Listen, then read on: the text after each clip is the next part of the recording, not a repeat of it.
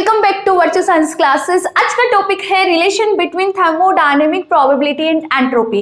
आपको आज स्टेबलाइज करना है थर्मोडायनेमिक प्रोबेबिलिटी मतलब W और एंट्रोपी मतलब S के बीच में रिलेशन को स्टेबलाइज करना है। ओके, सो इसको स्टार्ट करने से पहले लास्ट लेक्चर को एक बार रिकॉल कर लेते हैं कि लास्ट लेक्चर में हमने किन टॉपिक का स्टडी किया था। हम वहां बात कर रहे थे थर्मोडायनेमिक प्रोबेबिलिटी की कि थर्मोडायनेमिक प्रोबेबिलिटी होता क्या है, उसका बेसिक फॉर्मूला भी हमने डेराइव किया। उसके बाद हमने एक डेरिवेशन की बात की थी कि number of particle in i's cell आप कितना कैलकुलेट करते हो, capital Ni equal to n/z exponential minus का बीटा एप्सिलॉन i।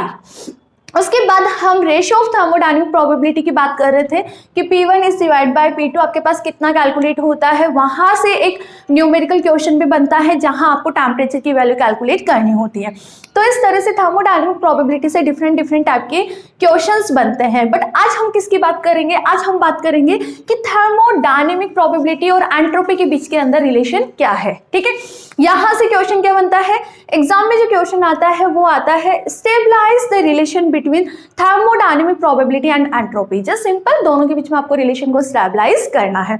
और यदि मैं लेटेस्ट अभी की बात करूं तो 2021-22 का जो बीएससी का आरयू का पेपर हुआ था उसके अंदर ये 3 मार्क्स का क्वेश्चन आ चुका है। लास्ट ईयर की यदि हम बात करें तो इस वाली यूनिट से यही क्वेश्चन बन के आया था कि stabilize the relation between thermodynamic probability and entropy. Okay, so इसको स्टार्ट करने से पहले इसके 2 कॉन्सेप्ट है, जो बेसिक कॉन्सेप्ट है आप उसको समझ लो। उसके बाद हम डेरिवेशन को स्टार्ट करेंगे कि आपको इसको स्टार्ट कहां से करना है। द कॉन्सेप्ट है क्या यहाँ पे? ओके, इधर देखो एक बार। कॉन्सेप्ट को समझने से पहले हम यहाँ पे कंसिडर करते हैं we have 2 isolated system A and B। Just simple, सबसे पहले हम यहाँ पे 2 कॉन्सेप्ट जो बेसिक कॉन्सेप्ट्स होते हैं मैं आपको वो डिफाइन कर रही हूँ। उसके बाद हम डेरिवेशन को स्टार्ट करेंगे। ठीक है, हम यहाँ पे 2 सिस्टम लेके चल रहे हैं A and B and both are isolated system. दोनों क्या है? आइसोलेटेड सिस्टम है। ओके, सो नाउ आपको करना क्या है, प्रोबेबिलिटी और एंट्रोपी के बीच में रिलेशन को डिफाइन करना है। So we consider the probability of A system is W1 और B सिस्टम की कितनी है? W2 and entropy S1 and S2। Just simple, 2 system लेके चले, दोनों की हमने थर्मोडायनेमिक प्रोबेबिलिटी डिफाइन कर दी, दोनों की ही हमने एंट्रोपी भी डिफाइन कर दी। ओके, तो first concept, if we joint both system, यदि हम दोनों सिस्टम को क्या करें? जॉइंट करें। ओके, यदि आप दोनों सिस्टम को जॉइंट करते हो तो इनकी एंट्रोपी और प्रोबेबिलिटी किस तरह से जॉइंट होती है उसको समझो। ठीक है, सबसे पहले यदि हम प्रोबेबिलिटी की बात करें, प्रोबेबिलिटी W इक्वल टू क्या होगा? W1 multiply W2। प्रोबेबिलिटी क्या होगी? जॉइंट सिस्टम की मल्टीप्लाई होगी। ठीक है, एंड एंट्रोपी जो है वो दोनों सिस्टम की क्या होगी? एड होगी। समझ आया? इस तरह से यदि आप 2 सिस्टम को ज्वाइंट करते हो तो प्रोबेबिलिटी तो क्या होती है? मल्टीप्लाई होती है और एंट्रोपी क्या होगी? एड होगी। इस तरह से किसी जॉइंट सिस्टम के लिए आप यदि डिफाइन करोगे तो प्रोबेबिलिटी और एंट्रोपी को इस तरह से डिफाइन करोगे। The first concept is this. ठीक है, एंड द सेकंड कॉन्सेप्ट क्या है? If the system is in equilibrium, यदि आप जो सिस्टम लेके चल रहे हो वो सिस्टम किस में आ गया? इक्विलिब्रियम में आ गया। ठीक है, इक्विलिब्रियम की कंडीशन में entropy and probability W will be maximum. दोनों ही क्या होंगे? मैक्सिमम होंगे। Okay, the first concept is कि आगे आप ज्वाइंट करते हो सिस्टम्स को तो एंट्रोपी तो एड होती है और प्रोबेबिलिटी क्या होती है? मल्टीप्लाई होती है। एंड द सेकंड कॉन्सेप्ट, यदि सिस्टम दोनों को ज्वाइंट कर रहे हो आप, सिस्टम यदि इक्विलिब्रियम की कंडीशन में है तो value of entropy and thermodynamic probability will be maximum. दोनों ही क्या होंगे? मैक्सिमम होंगे। And we can imagine here the entropy is in function of thermodynamic probability. यहाँ पे इक्विलिब्रियम की कंडीशन में दोनों वैल्यू क्या होगी? मैक्सिमम होगी। और यदि दोनों वैल्यू मैक्सिमम है तो आप यहाँ पे इमेजिन कर सकते हो कि जो एंट्रोपी है वो क्या है? थर्मोडायनेमिक प्रोबेबिलिटी का कोई फंक्शन है, S equal to F of W। ठीक है, सो डेरिवेशन को स्टार्ट करने से पहले ये दोनों कॉन्सेप्ट यदि आपको समझ आ गए तो डेरिवेशन में कुछ भी नहीं है, बहुत ही इजी डेरिवेशन है। सिंपल, हमें ये दोनों ही कॉन्सेप्ट वहां पे अप्लाई करने हैं। ठीक है, तो समझ आ गया? इन दोनों कॉन्सेप्ट को मैं रेज कर दूं। अब स्टार्ट करें अपन टॉपिक। ओके, टॉपिक को हम स्टार्ट भी इसी तरह से करेंगे कि we consider 2 isolated system A and B with probabilities W1, W2 and entropies are S1 and S2। Okay, if the system is in equilibrium condition, then the entropy and W मतलब thermodynamic probability will be maximum, and we can imagine S is a function of f of W. हमें starting भी इसी से करनी है, ठीक है. So now when we join the Gauss system, then entropy will be add S equal to S1 plus S2 and thermodynamic probability equal to W1 and W2. उसके बाद हम derivation को simplify करेंगे. करें start? दोनों कॉन्सेप्ट समझ आ रहे हैं ना? अब तो कुछ भी नहीं है डेरिवेशन में, ठीक है. सो पहले मैं आपको स्टार्टिंग लिखवा देती हूँ कि आपको इसमें स्टार्टिंग कहाँ से करनी है.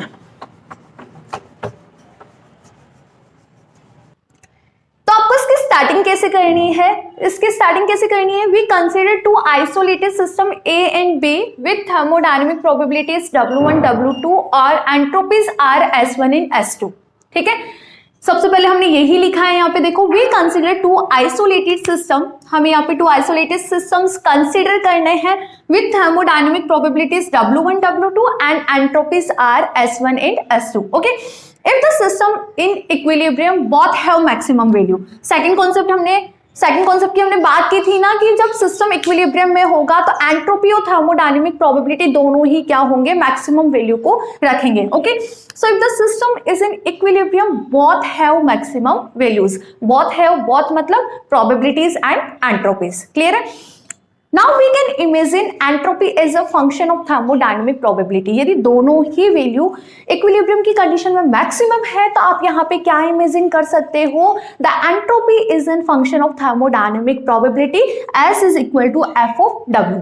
F यहाँ पे फंक्शन को शो कर रहा है, W थर्मोडायनेमिक प्रोबेबिलिटी है यहाँ पे और S यहाँ पे क्या है?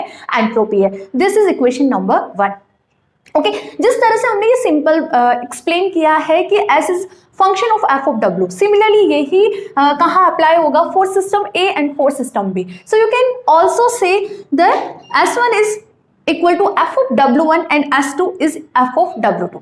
हाउ? बिकॉज आपने ये कंडीशन की बात की है कि यदि हम इक्विलिब्रियम कंडीशन की बात करें तो entropy is a function of thermodynamic probability. तो सिस्टम ए के लिए भी आप ये रिलेशन डिफाइन कर सकते हो और सिस्टम बी के लिए भी हम ये रिलेशन डिफाइन कर सकते हैं. ओके, सेकंड स्टेप में आपको क्या करना है? दोनों सिस्टम को ज्वाइंट करना है. तो देखो हमने यहाँ पे दोनों सिस्टम को ज्वाइंट किया है. ज्वाइंट सिस्टम की थर्मोडायनेमिक प्रोबेबिलिटी क्या होती है? मल्टीप्लाई, और एंट्रोपी क्या होती है? एड, जो हमने फर्स्ट कॉन्सेप्ट यहाँ पे अप्लाई किया. यदि हम दोनों सिस्टम को ज्वाइंट करते हैं for the joint system, S equal to कितना होगा? S1 plus S2.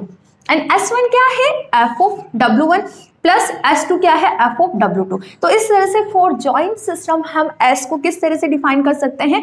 f of W1 plus f of W2. कोई डाउट है क्या? जस्ट सिंपल, सिस्टम A के लिए हमने डिफाइन किया, सिस्टम B के लिए हमने ये रिलेशन डिफाइन किया. फॉर जॉइंट सिस्टम के लिए हमने क्या बोला? S1 plus S2. कुछ भी नहीं है. अबाउ इक्वेशन से आप S1 और S2 की वैल्यूज यहाँ पे पुट कर दो. यदि आप पुट करोगे तो S इक्वल टू कितना आ रहा है? f of W1 plus f of W2. Okay, this is equation number 2. Now फिर हमने बात की थी कि यदि आप दोनों सिस्टम को ज्वाइंट करते हो तो थर्मोडायनेमिक प्रोबेबिलिटी क्या होती है? मल्टीप्लाई होती है. देखो यहाँ पे W equal to W1 multiple W2, ठीक है. So for the joint system probabilities are W equal to कितना होगा? W1 W2. और यदि हम इसी को फंक्शन के फॉर्म में लिखना चाहे तो आप लिख सकते हो ना, f of W equal to f of W1 W2. You can write this, okay, and this is equation number 3. और f of W है क्या? For joint system. दिख रहा हो आपको तो मैं ये लिख देती हूँ. फॉर जॉइंट सिस्टम S ही तो है. f of W क्या होता है? S is an function of f of W. S क्या है? f of W. तो S को आप क्या लिख सकते हो? W1 W2 and this is equation number 4.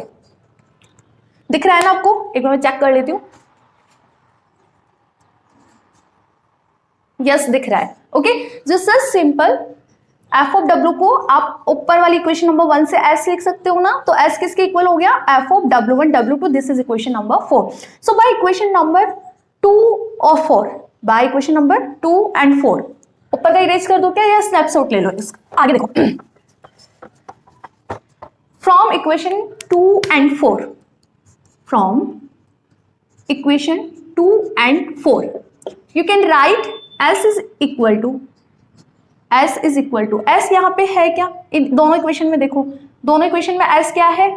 f of W1 W2 किसके इक्वल होगा? दोनों इक्वेशन में देखो, इसका LHS सेम है तो RHS भी सेम होगा ना. LHS सेम है तो RHS भी सेम होगा. तो आप यहाँ पे क्या लिख सकते हो कि f of W1 W2 equal to f of W1 plus F of W2. This is equation number 5.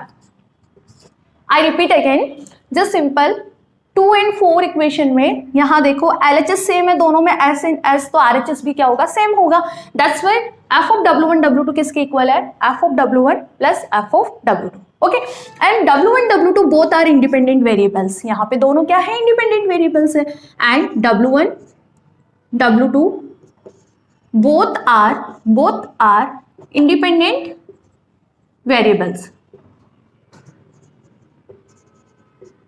Okay, so now अब आपको नेक्स्ट स्टेप में क्या करना है, इस इक्वेशन नंबर 5 का पार्शियल डिफरेंशिएशन करना है. पार्शियल डिफरेंशिएशन में क्या करेंगे, एक बार तो W1 के रेस्पेक्ट में करेंगे W2 को कांस्टेंट रखते हुए, सेकेंड टाइम में हम W2 के रेस्पेक्ट में करेंगे W1 को कांस्टेंट रखते हुए. करो. Now doing partial differentiation of equation 5 with respect to W1.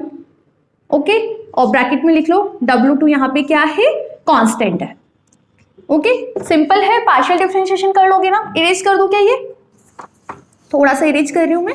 आगे देखो, करो इसका. यदि हम, ये क्या है, फंक्शन ऑफ W1 W2, यदि हम इसका W1 के रेस्पेक्ट में डिफरेंशिएशन करेंगे तो क्या आएगा, F prime W1 W2. Okay, अब W1 W2 का भी होगा. W1 W2 का किसके रेस्पेक्ट में कर रहे हो आप, W1 के रेस्पेक्ट में W1 W2. ठीक है, इक्वल टू W2 यहाँ पे क्या है, कांस्टेंट है. लिख सकते हो ना, W2 क्या है, कांस्टेंट है. करो अब RHS साइड का करो. W1 का करेंगे तो यहाँ पे क्या आएगा, del by del of W1 F of W1 plus इसका करोगे W2 का, W2 तो कांस्टेंट है, कांस्टेंट क्वांटिटी का क्या होता है, 0. ठीक है, इसको आगे सिंप्लीफाई करते हैं. इसको यदि हम आगे सिंप्लीफाई करें तो यहाँ पे क्या है, एफ प्राइम W1 W2. कर लोगे क्या इसका, ए बी है, मल्टीप्लीकेशन वाला रूल अप्लाई कर दो. फर्स्ट का कर दो सेकंड कांस्टेंट, सेकंड का कर दो फर्स्ट को कांस्टेंट रख दो. ठीक है, तो पहले हम इसका करते हैं. W1 का करेंगे, W1 के रिस्पेक्ट में कितना आएगा, 1. तो आपके पास रिमेनिंग टर्म क्या रही, W2 plus W1 constant. W2 का करोगे W1 के रिस्पेक्ट में, W2 क्या है, कांस्टेंट क्वांटिटी है, तो क्या आ जाएगा, 0. तो आपके पास वैल्यू कितनी आई, del by del of W1 F of W1. Okay, तो यदि हम इसको और सिंप्लीफाई करके लिखे, तो F prime W1 W2 equal to del by del of W1 F of W1, and this is equation number 6. ठीक है, सिमिलरली हमें यहाँ पे क्या करना है, W2 के रेस्पेक्ट में भी करना है. This is equation number 6. Now करें हम, जो आपकी इक्वेशन नंबर 5 थी उसका हमें क्या करना है, W2 के रेस्पेक्ट में करना है. ओके, तो इक्वेशन आपकी क्या थी, यहाँ पे वापस लिख रही हूँ मैं. इक्वेशन है आपकी this equal to F of W1 plus F of W2. ठीक है, करो. Now differentiating equation 5 with respect to W2. करोगे, करो इसका. ये क्या आएगा, F prime W1 W2. Now W1 W2 का किसके रेस्पेक्ट में करोगे आप, W2 के रेस्पेक्ट में कर दो. ठीक है, और यहाँ पे W2 क्या आएगा, यहाँ पे W1 क्या आएगा, यहाँ पे अब constant. Okay, this is equal to, इसका करोगे del by del of W2, किसका करना है, W1 plus F of W2. करो इसका, एफ प्राइम W1 W2. यहाँ पे W1 W2 है. W1 तो क्या है, कांस्टेंट है, तो पहले हम कांस्टेंट का करेंगे 0. ठीक है, प्लस फिर आप क्या करोगे, W1 को कांस्टेंट रखोगे और W2 का करोगे. W2 का कितना आएगा, W2 के रेस्पेक्ट में 1. तो आपके पास वैल्यू कितनी बची है, W1 इज इक्वल टू, करो यहाँ पे W1 कांस्टेंट है ना, तो इसका तो 0 हो जाएगा. और यहाँ पे कितना आएगा, देखो इसका करो, del upon del of W2 F of W2. This is equation number 7. कोई डाउट है? इक्वेशन नंबर 6 में हम क्या कर रहे थे, डिफरेंशिएशन कर रहे थे with respect to W1 W2 को कांस्टेंट लेके चल रहे थे. अगेन फिर हमने यहाँ पे क्या किया, W2 के रेस्पेक्ट में किया और W1 को कांस्टेंट लेके चल रहे थे. दोनों इक्वेशंस आपके पास आ चुकी है. सो अब क्या करना है, इक्वेशन नंबर 6 को इक्वेशन नंबर 7 से डिवाइड करना है. Equation 6 divide by equation number 7, दोनों ही आपके सामने है. कर लो जल्दी से. F prime W1 W2 it's divide by LHS को LHS से डिवाइड कर दो, W1 W2 W1 is equal to del by del of W1 F of W1 is divide by del upon W2 F of W2।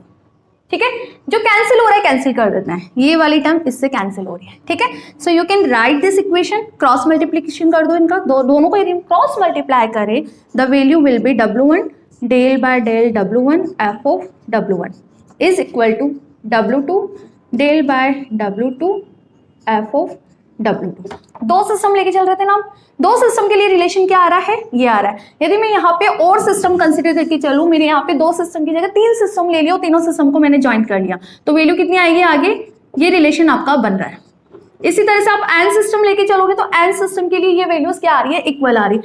It mean आप ये कह सकते हो ना कि अलग अलग सिस्टम्स के लिए ये रिलेशन क्या है, कॉन्स्टेंट है।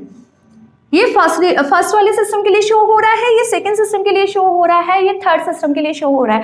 तो you can say this value is constant. और यदि हम बात करें तो you can write this del by for